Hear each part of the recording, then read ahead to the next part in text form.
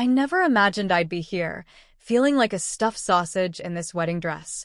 My belly is so swollen from the twins growing inside me, and the tight corset of the gown is pressing hard against my ribs with every breath I take. I sit at the head table, watching everything happening around me, but it feels like I'm not even part of my own wedding. The guests are drinking and dancing to the lively music, but their joy feels so far away from where I am right now. My new husband, James, is sitting at the next table, drinking more and more as the night goes on. His mother, Brenda, is busy talking and laughing with the high society ladies, and her laughter is really getting on my nerves. My legs are sore, my back is aching, and these babies won't stop moving. I can't help but think how absurd this all is. We begged James's family to let us marry before I started showing, but Brenda always found a reason to delay. Now here I am, with my pregnancy on full display for everyone to see. Feeling overwhelmed, I decide I need to use the restroom, something that has become all too common with this difficult pregnancy. As I wobble my way out of the hall, lifting the long train of my dress, I overhear Brenda talking to one of her fancy lady friends. My heart sinks when I hear her say, "Oh, Nicole, I just don't know how to handle this disaster. My James must have lost his mind, bringing home this girl from an orphanage and getting her pregnant with twins." I nearly fainted when I realized we'd have to go through with this wedding. Why is all of this on my shoulders? We don't even know if the babies are his. She's smart enough to lie her way into a home in the capital, and James, bless his heart, is too naive, saying he loves her. What a burden this is. I thought he would marry Shirley, the architect's lovely daughter, not this beggar. Her words hit me hard, like knives twisting in my chest. I clear my throat loudly, startling Brenda. She turns to me, quickly putting on a fake smile and speaking in a sweet, sing-song voice. "Olivia, dear, are you feeling okay? You look pale. Let me have the driver take you home. You need rest in your condition. Go home. We'll finish the party without you." As I stand there, hurt and insulted, I can't help but wonder how I ended up in this situation, married to a man whose mother clearly hates me. Is this really the life I want for myself and my children? I find myself wishing for a mother figure to guide me through all this chaos. The faces of the kind nurses from the orphanage flash in my mind. I wish one of them were here now, offering comfort and advice as I face this overwhelming situation. Growing up without parents, I've always felt an emptiness inside me, but never as strongly as I do in this moment. I wonder what it would feel like to have a mother to turn to, someone to hold my hand and tell me everything is going to be okay. But I know there's no point in thinking about what I don't have. I've survived on my own before, and I'll do it again this time for my babies. They may not have grandparents or a father, but they'll have me, and I'll make sure I'm enough for them. I straighten my shoulders, feeling a strength I didn't know I had. It's time for me to become the mother I always wished I had. Lying here, with my pillow wet from tears, I can't believe how my wedding day turned into such a nightmare. The memory of Brenda's fake smile and sugary sweet voice still makes my stomach turn. I left my own reception, surrounded by strangers who looked down on me with disdain. Their judgment hung in the air, as heavy as the perfume they wore. I prayed that James would notice I was gone, that he would come rushing after me, full of love and concern. But here I am, alone, while the party continues without the bride. It feels like a cruel joke, as if I'm unimportant and easily forgotten. The sound of the front door opening snaps me out of my thoughts. James stumbles in at dawn, smelling of alcohol and expensive perfume. He doesn't even make it to the bed. He just collapses on the floor, still fully dressed. As I listen to his drunken snores, I feel a wave of nausea that has nothing to do with my pregnancy. This isn't the marriage I dreamed of, not even close. My mind drifts back to how beautifully our love began, such a sharp contrast to this bitter reality. I can barely remember my life before the orphanage, just scattered memories. I recall a woman's pleading voice, telling me not to cry, and that I'd be going to live somewhere else. At 4 years old, I arrived at the orphanage, not speaking much, not knowing who I was or where I came from.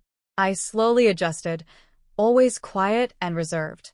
My childhood, there was neither good nor bad, just routine. Wake up, go to bed, attend classes, play. It was all planned out, and I accepted it quietly, not knowing any other way of life. The teachers liked me because I was smart and calm. After graduation, they helped me get a small, rundown government apartment. To me, it was perfect. I dreamed of becoming a doctor and enrolled in medical school. That's where I met James. He was so different from anyone I had ever known, charming, full of energy, and from a world I could hardly imagine. When he proposed, I thought I was living a fairy tale. Now, as I lie here listening to my husband's drunken snores on our wedding night, I wonder if I've made a huge mistake. I can't help but think of all the women I saw during my medical rotations, women hurt and broken by men who promised to love them. Is that what my future holds? No, I tell myself, I won't let that happen. I've survived on my own before, and I can do it again if I have to. My babies deserve better, and so do I. As the first rays of sunlight peek through the window, I make a silent promise to myself. I'll finish my degree, become a doctor, and build a life where I'm valued and respected. If James wants to be part of that life, he'll have to prove he's worthy. And if not, I've faced tougher challenges before. I place my hand on my swollen belly, feeling the twins move. We'll be okay, I whisper. For the first time since the wedding, I actually believe it. I never thought I'd end up here, working part-time at a pharmacy just to get by. Back then, my life was simple. I was the girl with the sweet smile and bouncy curls that caught the eye of every boy. But I wasn't in a hurry to fall in love, no way. The orphanage had taught me better. I had seen too many girls lose their way, dragged down by alcohol, drugs, and bad choices. I made a promise to myself. Career first, marriage later. But the heart doesn't always listen to practical plans. It was just another day at the hospital, helping a patient after surgery, when I saw him. A handsome young man with eyes as dark as midnight. James caught my attention right away. He was so polite and charming, with a wink and a compliment that made me blush. What started as a friendship quickly turned into love before I even realized what was happening. James came from money, his mother a businesswoman, his father working in city administration. At first, I felt out of place, but I didn't hide my background as an orphan or my lack of a wealthy family. James, bless him, admired my strength and independence. He told me I was amazing for fighting on my own, studying, and working hard. He said he respected that. He even admitted that sometimes he felt weighed down by his parents' constant support and worry. I remember telling him how lucky he was to have someone care for him like that. "You think being independent is easy?" I'd said. "It's scary, not having anyone to fall back on." We started dating, and before I knew it, I had fallen in love. All my old resolutions gone. James was caring and gentle. He promised we'd be together forever, and I believed him. I thought I had found my perfect happy ending, like in the romance novels I used to secretly read at the orphanage. But a few months later, everything changed. I started feeling strange, always tired, and crying for no reason. My period was all over the place. When I saw those 3 lines on the pregnancy test, it felt like the ground had disappeared beneath me. We had just started our relationship, and James hadn't even introduced me to his parents yet. And now a baby? This definitely wasn't part of our plans. We were dreaming of beach trips, not cribs and diapers. I was still in school, for heaven's sake. How were we supposed to raise a child when we barely had anything serious between us? We just had love and a new relationship we were still building. I didn't know how to tell James the first was pregnant. I kept putting it off, getting more anxious with each passing day, until I finally realized I couldn't wait any longer. With my heart in my throat, I decided it was time. I took a deep breath, my heart racing. "Honey, I need to go to the doctor tomorrow," I said, trying to keep my voice steady. "Would you come with me? I really need your support, please." James's face filled with worry right away, and he agreed without a second thought. He asked if I was sick, his voice full of concern. I gave him a vague answer, telling him we'd know everything by tomorrow. The next day, I led him into the ultrasound room, my palms sweaty, my stomach flipping. The news was even more shocking than we expected. I was pregnant with twins. Even the doctor looked surprised, checking my belly carefully before saying, "Congratulations, it's twins," with a smile. His cheerfulness was the complete opposite of James's reaction. On the way home, James couldn't stop pacing and talking, his words hitting me like a ton of bricks. "How could this happen?" he demanded. "I'm going to be a doctor. How did I not think to protect us? Now we're in real trouble. How can I tell my parents? They'll kill me." He kept going, saying how his tiny apartment was already too small for the two of us, let alone for four. He didn't even have his own place yet, he reminded me. His father had promised him a luxury apartment as a wedding gift, but now who knew how his parents would react? I felt like I was drowning in a sea of emotions, fear, guilt, and uncertainty. Tears streamed down my face as I whispered that I didn't know what to do. I told him I was just as shocked and unprepared as he was. I still had to finish school, and now there were twins. But then, something inside me snapped. "Don't yell at me like this is all my fault," I said, my voice stronger than I felt. "You were there too. I didn't make these babies on my own." My voice cracked as I finished, but I stood my ground. I voiced my biggest fear. "Are you going to leave me now?" As I stood there waiting for his answer, it felt like my whole future was hanging in the air. Would he stay with me? Or would I end up alone, just like I'd always been afraid of? In that moment, I realized that no matter what, I had to be strong for myself and for the little lives growing inside me. I never imagined I'd be in this situation, stuck between love and judgment, hope and despair. James's hug should have made me feel better, but his words felt empty. He said the babies were his too, and apologized for losing his temper. He said we needed to tell his parents and somehow get married. He promised we'd figure it out together, though he didn't really know how. I felt a bit of relief, but it didn't last long. When we met with James's parents, their reaction was as cold as a winter morning in Alaska. James tried to break the news gently, telling them we were in love and expecting twins. He begged for their understanding, admitting we were just as surprised as they were. Brenda Smith, his mother, clutched her chest and gasped like she'd been shot, while his father just frowned, staying silent. What followed was a long, humiliating questioning, like they were putting my life under a microscope. With every question, I could feel myself becoming less and less acceptable in their eyes. Not only was I pregnant with twins, but I was also an orphan with no family and no money. In their eyes, I was a terrible match for their only son. But they had no choice, they had to accept me as their son's bride. They decided to rent out my tiny apartment and have us live in their mansion. At least, they reasoned, there would be space for the children to play. And just like that, a new chapter of my life began. Adult family life. No more working at the pharmacy. Either my future in-laws were firmly against me working in a shop. I was thankful they at least let me finish my studies. There I was, taking my final exams with a belly as big as a watermelon. I had always dreamed of getting married before my pregnancy showed, wanting everything to be perfect. I imagined dancing with my love, trying on different wedding dresses, and picking out veils and accessories. A wedding, after all, is more than just a celebration for a woman. It's a symbol of love, a rite of passage, a memory to cherish for life. But Brenda Smith had other ideas. She delayed the wedding 4 times, each time with a new excuse. First, it was an illness, then high blood pressure, then work obligations, or the season wasn't right. It felt intentional, like Brenda was trying to delay the wedding until I was in my 3rd trimester, looking shapeless and far from beautiful. Maybe she wanted to make a fool of me in front of the guests. Brenda was a tough woman, without any sign of compassion, respect, or kindness. She controlled the entire family and their business with no one daring to question her. As I lay in bed each night, my hands resting on my growing belly, I couldn't help but wonder what I had gotten myself into. Was this the family I wanted for my children? For myself?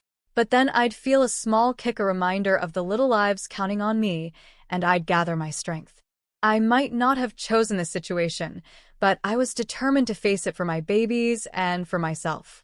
In the Grand Smith mansion, Brenda's smile was always as bright as polished silver when others were around.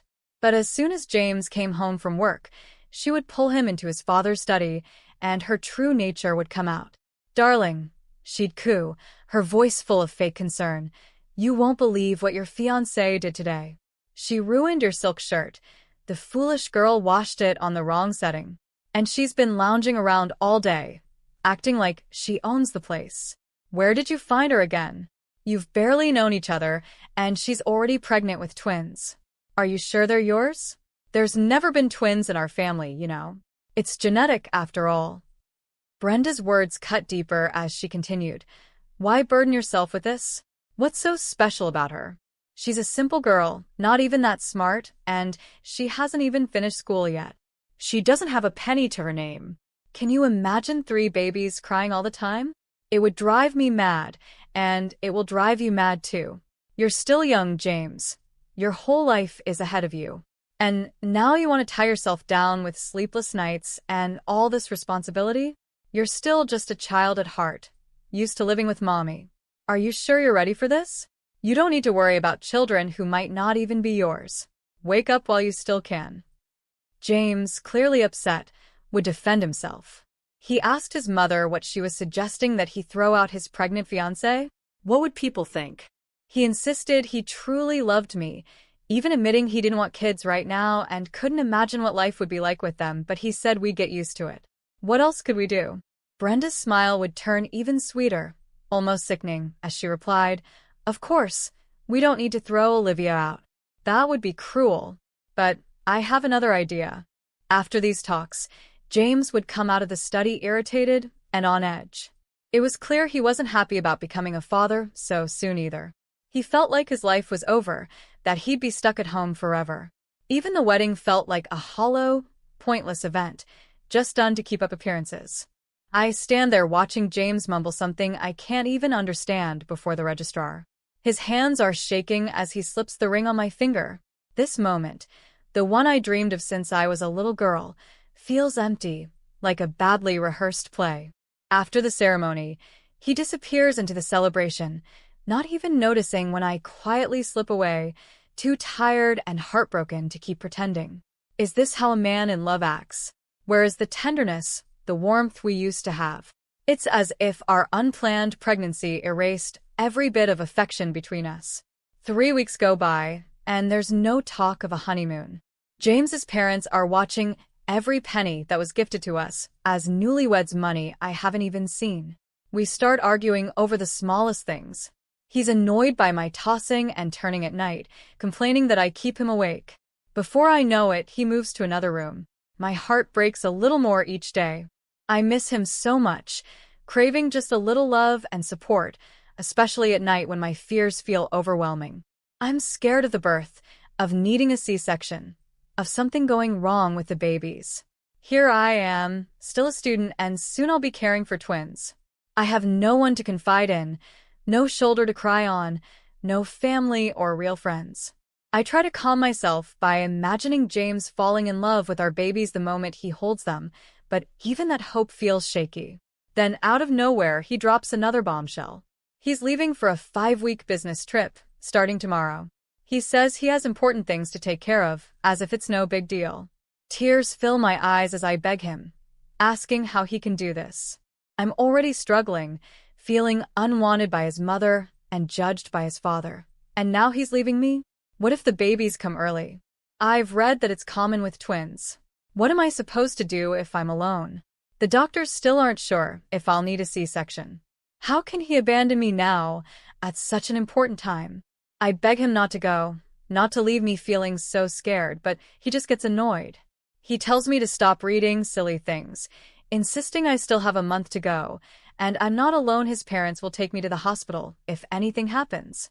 He claims he's doing this for us, earning money, but his tone is like that of a spoiled child. He says he's just starting his career and needs to do this now to be successful later. As I listen to him, a cold feeling creeps over me. This isn't the man I fell in love with. This isn't the future I imagined for myself or for my children.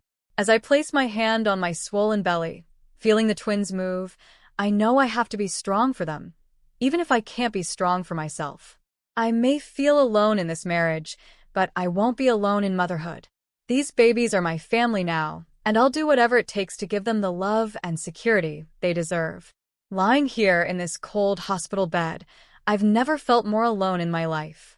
The pain in my abdomen has lessened, but the ache in my heart feels overwhelming, like it might swallow me whole. How did I end up here, fighting to keep my babies safe, with no one by my side? Just a few weeks ago, I was living in my mother-in-law's mansion, a place that felt more like a fancy prison than a home.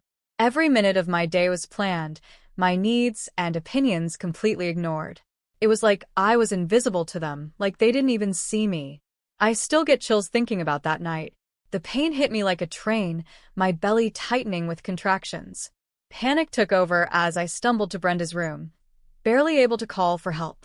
Her annoyance was clear as she asked why I was making noise in the middle of the night.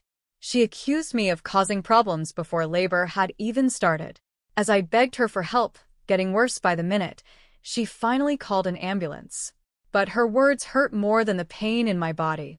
"Stop screaming like a child. Be a real woman," she said, as if I could control the fear and pain I was feeling.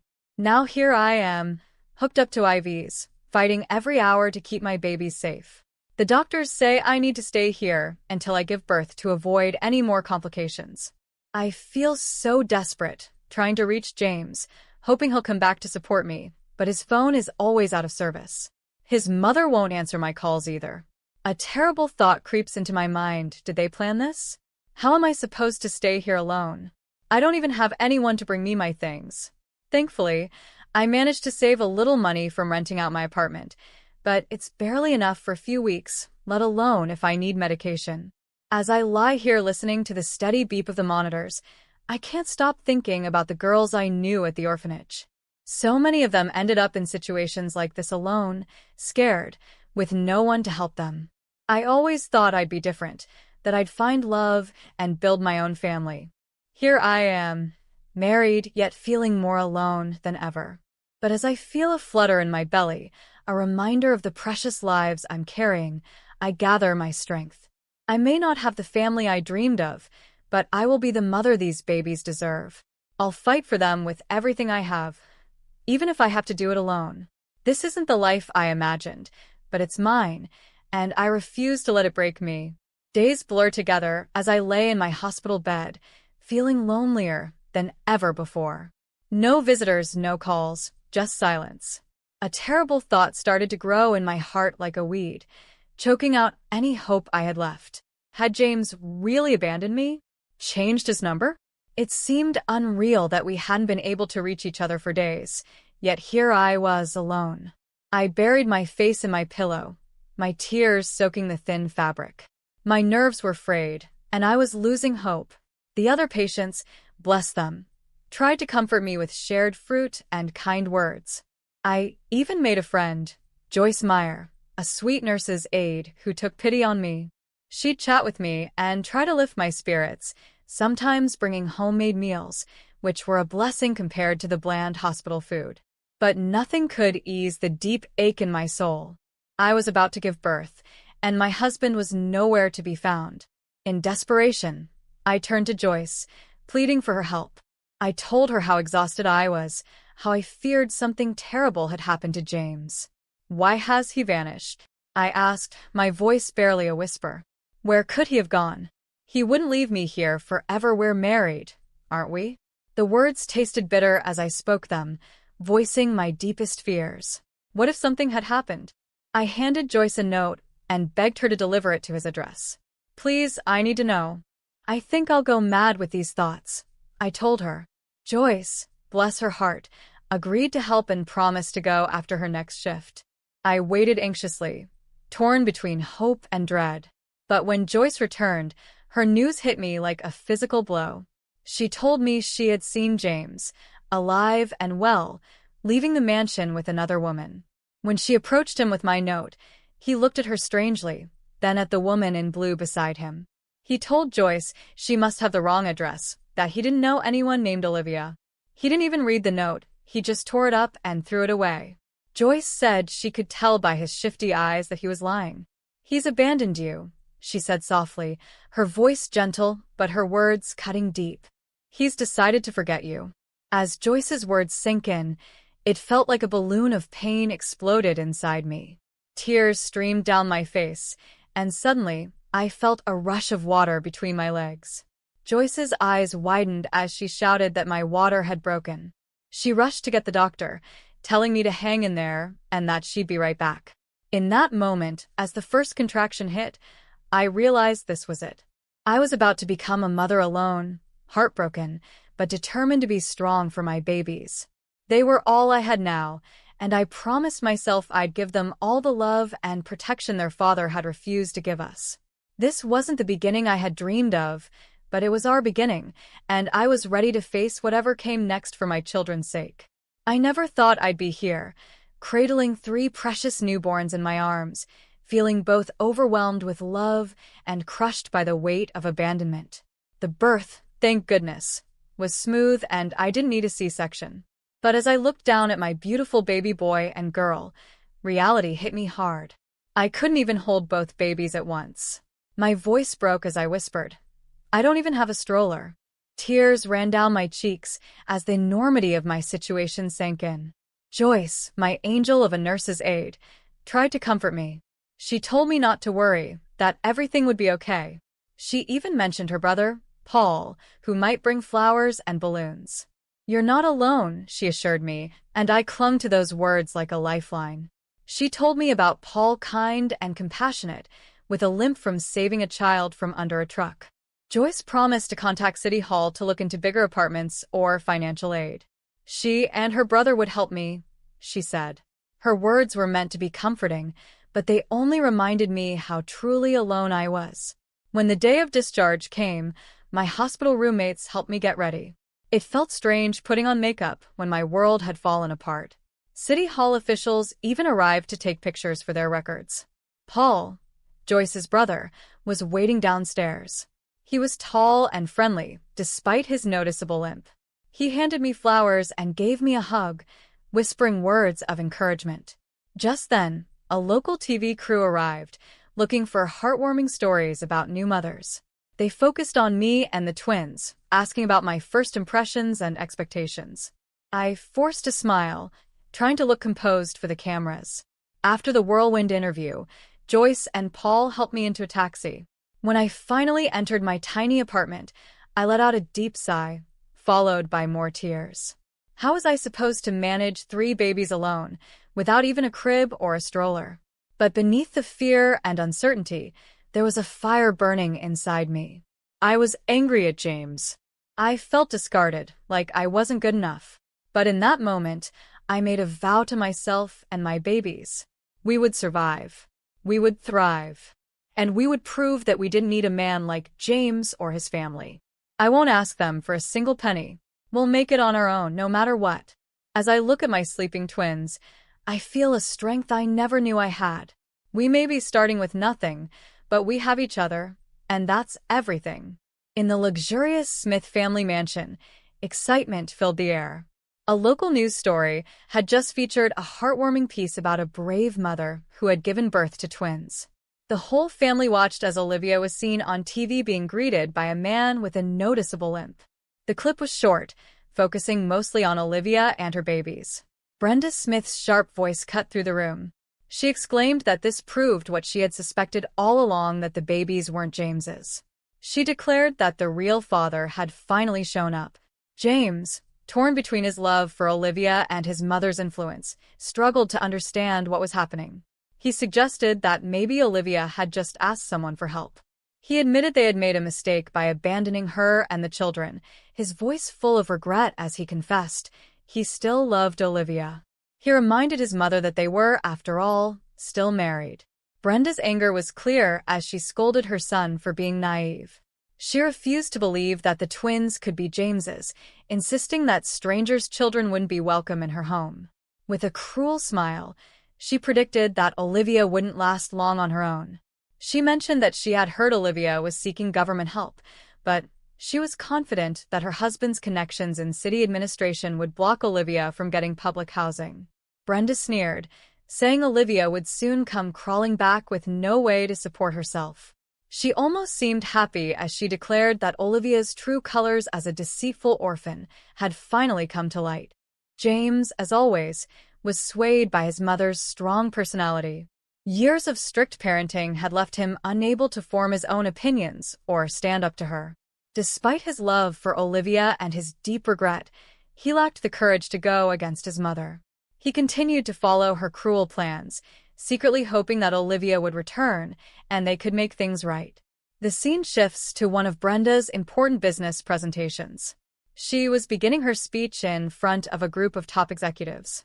The large screen behind her was ready to display her carefully prepared slides. However, due to a technical glitch, the screen started showing a rerun of the local news instead.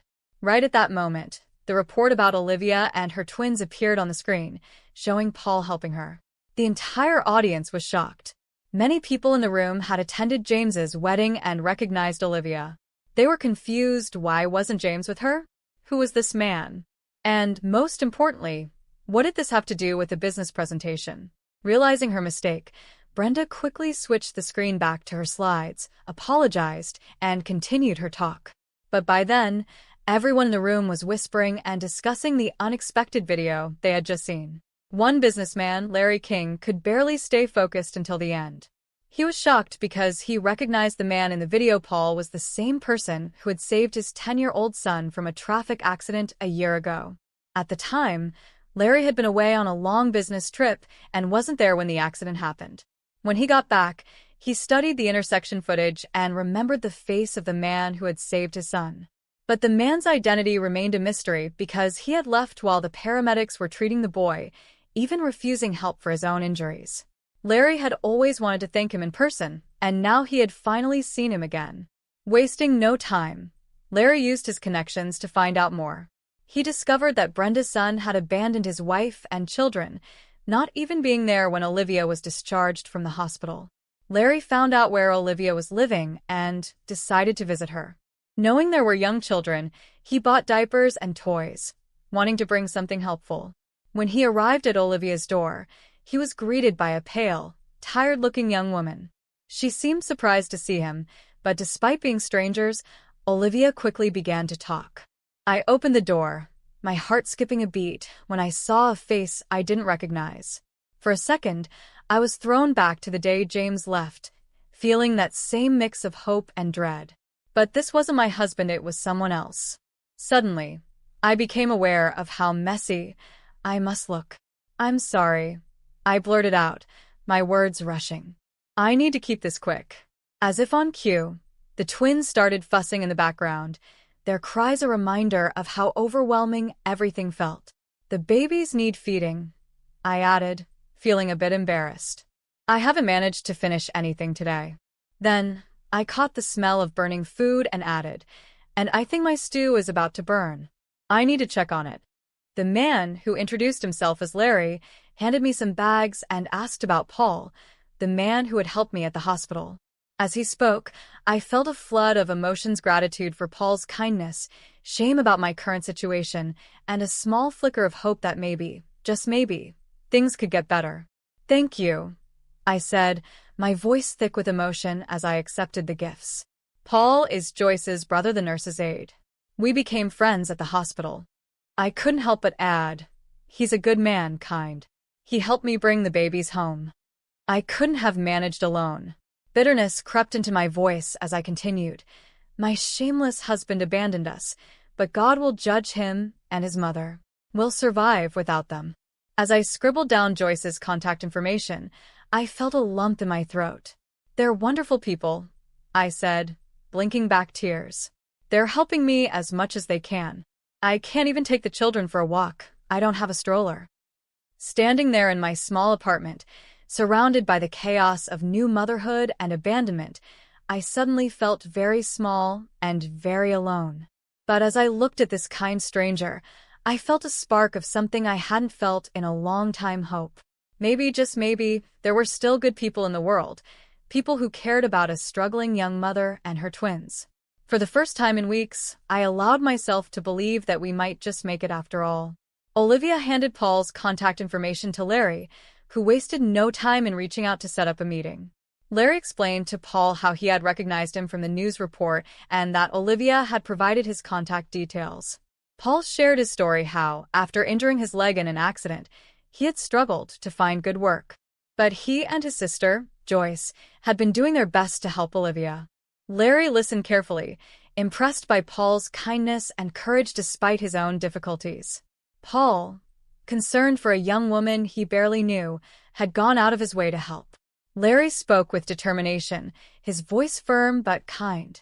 He offered Paul a job at his company, starting as an assistant manager with a good salary and reasonable hours.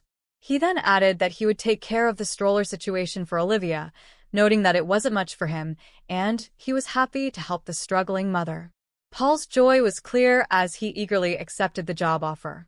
He promised to work hard and not disappoint Larry, adding that his sister would be overjoyed, as she had always worried about him. I never imagined my life could change so quickly.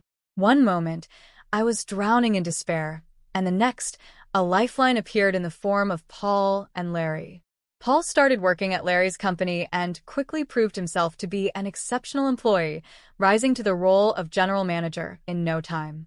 His career took off like a rocket, and I couldn't help but feel proud and amazed. Larry, true to his word, also came through for the twins. He sent a beautiful stroller, so elegant it brought tears to my eyes. It was something I could never have afforded on my own, a symbol of the kindness that still exists in the world. Now, our walks are a joy, with the babies sleeping peacefully in the fresh air, their appetites getting better each day. As for Paul and me, we've grown incredibly close. He's become like an unofficial member of our little family, always helping with everything and bringing a sense of comfort and peace I thought I'd never feel again. He's truly a kindred spirit, and sometimes I wonder if this is what real love feels like. The pain of James's betrayal has started to fade, like an old photo losing its color. I realize now that we were never right for each other, we were just three different people, and what we had was probably more passion than love. I don't regret the divorce anymore. Life with his unpleasant mother would have never made me happy. With Paul and Joyce's help, I even managed to get a 4-bedroom apartment from the city. No more cramming our growing family into that tiny space. Time flew by, and before I knew it, the twins were starting daycare, and I was finally able to go back to university. I've even begun my internship on the same ward where I gave birth. Talk about coming full circle. It wasn't easy at first, juggling everything, but I found a way to manage, finding a rhythm in the chaos. Through it all, Paul has been there, my faithful support, bringing peace and joy to my heart. The way the children call him, Papa, reaching out their little hands, and how he melts with love, it fills me with happiness and hope for our future. As I watch my little family, I can't help but think how life works in mysterious ways. From the darkest moments of despair, I've found a happiness I never thought was possible. It's not the life I had planned, but it's filled with love, laughter, and second chances. And you know what? I wouldn't have it any other way. Meanwhile, in the once grand Smith household, things had taken a bad turn. Brenda Smith, my former mother-in-law, had lost her job, and her husband had suffered major financial losses, pushing their family business to the edge of bankruptcy. James, unable to cope, turned to alcohol, constantly blaming his mother for ruining his life and forcing him into terrible decisions. He could never forget the kind and loving Olivia, and his guilt tormented him day and night. He even tried to reconcile, calling me over and over, but I either ignored him or hung up just as he had once done to me. James started gambling, wasting what little money was left of his parents' fortune. He hired women for company, but none of them could give him even a fraction of the warmth I once had. Brenda Smith, watching her son spiral out of control, became desperate, realizing too late that all of this was her fault. Her hatred for me grew even stronger. In a moment of desperation, she turned to James with a chilling suggestion. She asked if he would forgive her if she took his children away from that wicked woman, suggesting they could live with him, their father. James eagerly responded that he would give anything for that. I never thought I'd end up in a courtroom, fighting for the right to live peacefully with my children. The irony of Brenda's lawsuit isn't lost on me. They were the ones who insisted these weren't their grandchildren, and now they want custody. I stand before the judge, keeping my voice steady despite the whirlwind of emotions inside me. James is not the father. I declare, the words tasting bitter. These are not his children. Please, just let us live in peace. Brenda's shrill voice cuts through the room, accusing me of lying and keeping the children from their father out of spite. She threatens genetic testing, her eyes wild with desperation. But I feel a surge of strength as I face her. "You have no right," I say, my voice low but firm. "Not without my permission, which I will never give." Memories of their abandonment flood back, and I can't help but let some of the bitterness seep into my words. "You left me in the hospital. You ignored me. I was nothing but a problem to you. Now, be happy that I'm not in your lives. Why can't you just let us live in peace?" Thanks to the clever work of the lawyer Paul hired, the court sides with me. As James and Brenda prepare to leave, I feel a moment of triumph, quickly followed by exhaustion. But it's not over yet. James grabs my arm, and his touch sends a shiver of disgust through me. He begs for forgiveness, saying he still loves me and can't forget me. I shake off his grip, looking at him with eyes that have seen too much. "You may not be able to forget me," I say coldly, "but I never want to remember you again. Do you understand?" The words pour out, years of hurt and anger finally finding their release. "What kind of husband and father are you? Just your mommy's little boy, always doing what she says." And then, unexpectedly, I feel a wave of gratitude. "You know what, James? I should thank you. If you hadn't abandoned me so cruelly, I might never have met the most important man in my life. I might never have found true happiness." I straighten my shoulders, feeling taller and stronger than I have in years. "I'm not saying goodbye," I tell him. "I'm saying farewell forever." With that, I walk away, my heels clicking confidently on the floor. My head held high, I step into the sunlight, feeling like I can finally breathe again. The future stretches out before me, bright and full of promise, and for the first time in a long time, I feel free. I'm excited to see what the future holds. After the trial, James completely lost control. He started gambling and drinking a lot, and grew to hate his mother deeply. Soon, he found himself owing a huge amount of money to loan sharks, mortgaging everything he had until it was all gone, swallowed by his debts. It was like he was digging his own grave. Brenda Smith looked like she had aged 17 years overnight. Her back was hunched, and her face was full of lines from anger and bitterness. In her desperation, she made a terrible decision. She whispered to the criminals that James had real children with Olivia, suggesting that kidnapping those children could be a way to pay off the debt. Brenda's obsession with punishing Olivia had taken over her mind, and she had clearly lost all sense of right and wrong. I never thought I'd feel such fear, the kind that takes over everything. One moment, I was watching my kids play in the park, their laughter like a balm to my soul after a long day at work. The next, they were gone, taken by men in hoodies and caps. I can still hear the screech of tires as the car sped away, my babies inside. My legs gave out as I tried to run after them, screaming for help until my throat felt raw. The world became a blur of faces and sirens.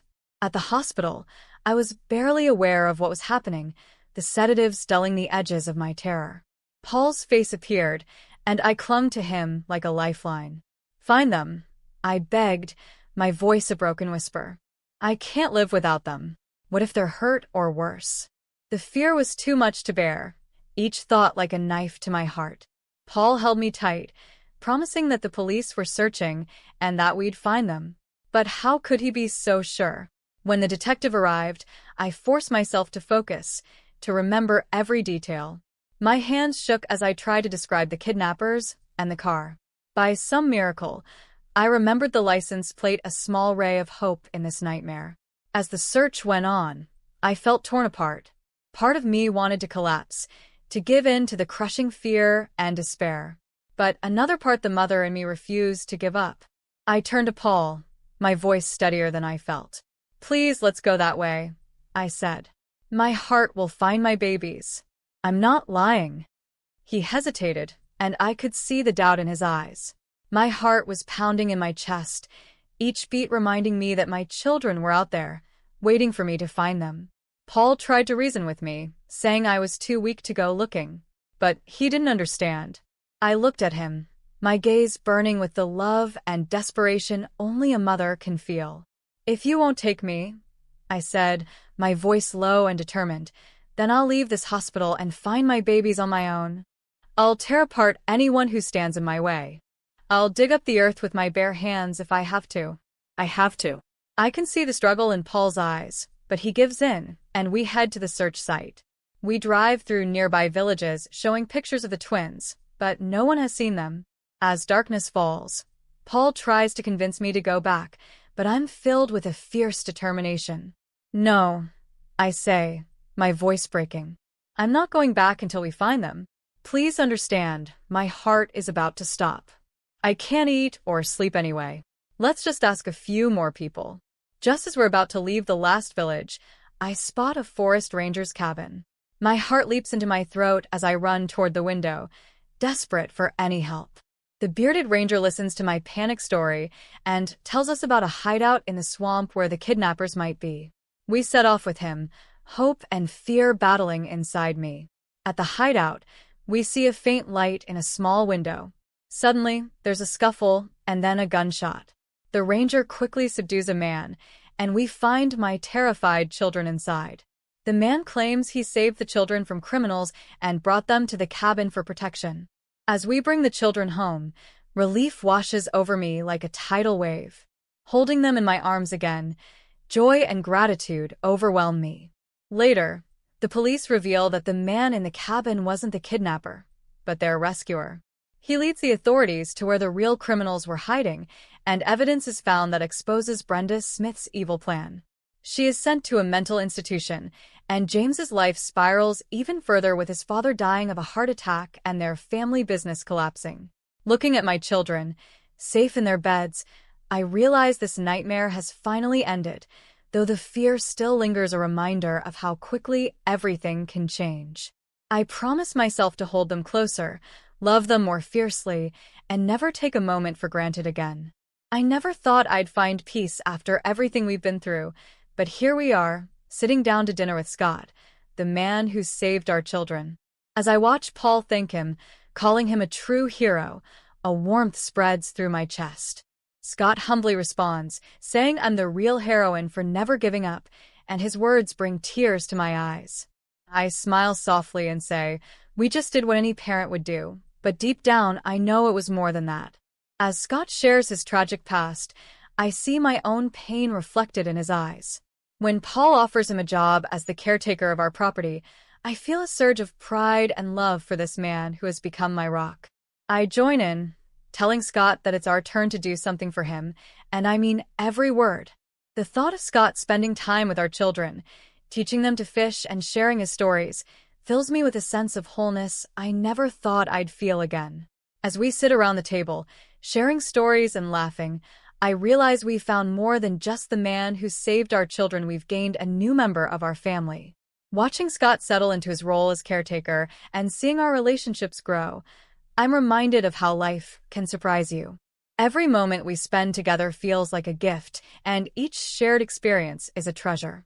On weekends, while the men fish and I watch the kids catch butterflies or enjoy the sun, I look at my little ones with a love so deep it takes my breath away. I think back to how scared I was of having twins, worrying that I'd be overwhelmed. That first year was tough, but now I have 3 little miracles who love me, who call me mommy, with so much affection. It's fun, it's wonderful, and it's the best reward I could have ever imagined. As I sit here surrounded by the family I've built not just through blood, but by choice, I realize that sometimes the most beautiful things in life come from the darkest moments. We didn't just survive, we thrived. And that, my friends, is the greatest story of all. If you enjoyed this story, I'd be grateful if you could give it a like and